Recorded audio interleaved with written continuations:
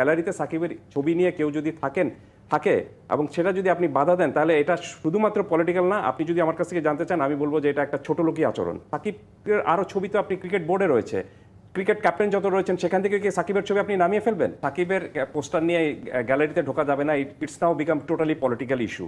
এটা কিন্তু আপনি স্পোর্টসের সাথে কোনো মতে সম্পর্ক নাই, এটা পুরোপুরি একটা রাজনৈতিক একটা ইস্যু হয়ে গিয়েছে। কেন, কিভাবে?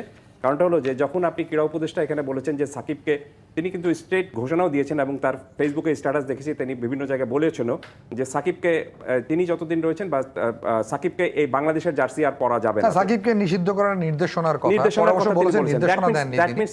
ক্রিকেট বোর্ডের কাছে তিনি আনুষ্ঠানিকভাবে কিন্তু জানিয়েছেন কিনা জানি না, কিন্তু আমরা তার বক্তব্যে বুঝতে পেরেছি না তিনি মাথা নাড়ছেন, তার মানে আনুষ্ঠানিকভাবে তিনি বলেন নাই, কিন্তু তার চাওয়াটা এটা, তার চাওয়া এটা। তিনি হয়তো কোনো রাজনৈতিক কারণে তাকে পছন্দ করেন না এটার জন্য, বাট পুরো বিষয়টা কিন্তু এই কারণে এটা চলে এসেছে। বাট আমার কাছে মনে হচ্ছে যে আপনি গ্যালারিতে সাকিবের ছবি নিয়ে কেউ যদি থাকে এবং সেটা যদি আপনি বাধা দেন তাহলে এটা শুধুমাত্র পলিটিক্যাল না। আপনি যদি আমার কাছ থেকে জানতে চান আমি বলবো যে এটা একটা ছোট লোকই আচরণ।